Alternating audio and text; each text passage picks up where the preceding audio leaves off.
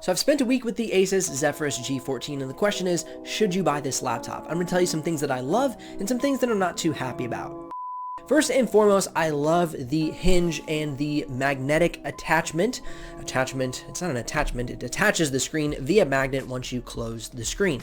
So it opens and closes very smoothly. Also, there is little to no flex when you press down on the keyboard deck at the top and at the middle. So huge pros right there. Also, the bezel of the screens are very thin, and they also have this rubberized gasket. So when you're opening and closing the screen, it does it very softly.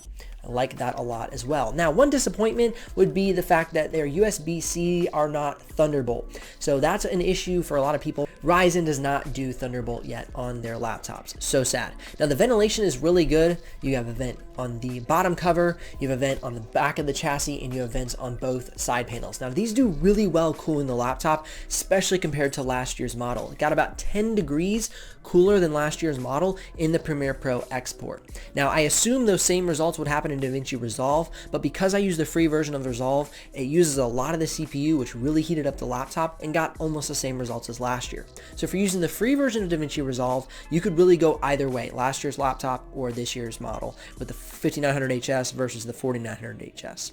But if you're thinking of using DaVinci Resolve, the paid version, I'm assuming it will run just as cool. I cannot confirm that though, just to be totally honest. Now, the keyboard deck is great as well. It's a smooth typing experience. I like the touch on the keys. They're not as soft touch as I would prefer, but they have a very good feel. They're firm, they're snappy. One negative is there's a little bit of key wobble on each side. So as I rock my fingers across it, a little key wobble there. Not gonna affect the build quality or longevity of your laptop, just kind of a quirk and a preference. I like a very flat key that does not press down on each side. I want it to press firmly and strong and smooth, so keep that in mind.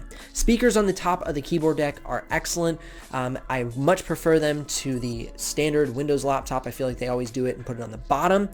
So great move there, Asus, by putting those on the top.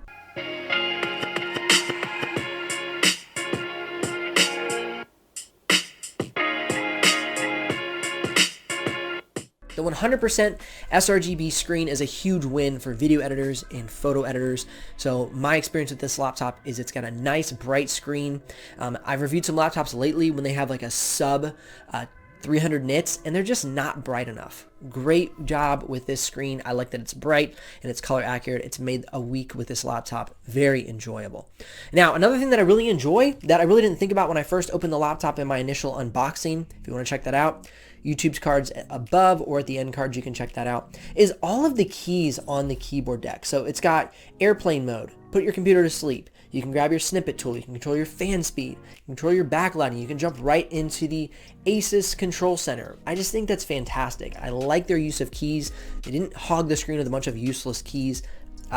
I'll stop there, but it's just really, really great. As far as performance is concerned, this laptop has a Ryzen 9 5900HS, the RTX 3060 from NVIDIA, 16 gigs of RAM, and a 1TB SSD. And this thing really blew the socks off of most laptops I've had in my studio over the past year.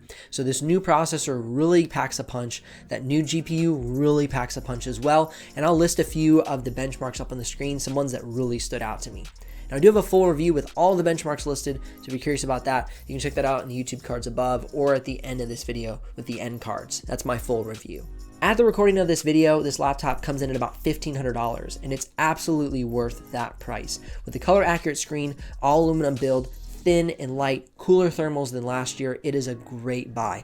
Now, the only thing that I'm not fond of is the 14-inch screen. But this laptop does come in a 15-inch model, so that could be an option for you. If this video has brought you some value, gently press down on that like button. And if you're curious about the exact pricing and availability at this moment, you can head down in the description below and click that link. Now, if you do make a purchase through that link, I'll get a small commission, but at no extra cost to you. That's what keeps this channel alive and the helpful content coming your way. For my full review or more laptop videos for creative professionals, click or tap the screen over here. Otherwise, keep editing, keep designing, keep creating. My name is Benji Kaiser, and I'll see you in the next video.